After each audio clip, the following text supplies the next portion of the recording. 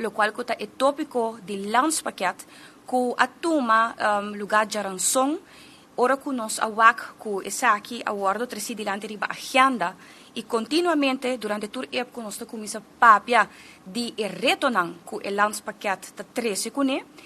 lagami recordar Pueblo de Aruba, ku partido AVP, fracción de AVP, ta é único partido desde promeco eleição último na 2021 e desde que o governo de Aruba estava em negociação com a Holanda, que avisa que nós está premirar que a maneira que a situação, a maneira que a negociação está canando, na nota vai duna o resultado desejado e que nós está preocupado e hasta nós usa a palavra de renegociar. Awe, nós está finalizar época e nós está tomando nota de afsprakenlijst, caminha repetitivamente pergunta na awardo assim, entre outros, para que certo tópico não awardo escolhi e tópico não que regarda pueblo, simples exemplo, governo está acordar com Holanda para tratar o tópico de proteger informação a pessoas regivas e os cidadãos, pero o tópico de pobreza não está bem dilante. O tópico de emprego não está bem especificamente dilante. Ante pergunta, tabira é ora, como nós está garantizando, para solagami retirar, nenhum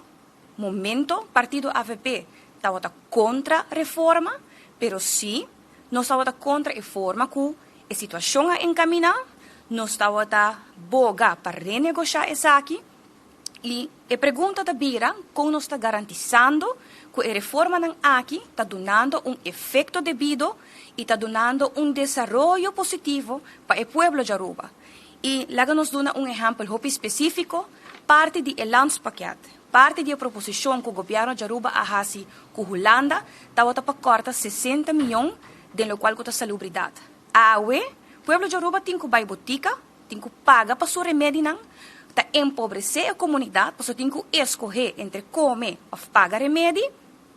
Então, aceita o qual tem mará na landspaket, que todo outro partido político na Aruba avisa que não vor, não vai campanha, eleição avisa que aceita vai ter solução para o povo de Aruba. E há 2 anos depois, nós estamos com hasta Holanda mesmo, rato passar, conjunto do reino, arriba a nível de parlamento, está firma afsprakenlijst, onde está questionar o tópico que landspaket está, no momento, aqui atender com ele, está questionar o efeito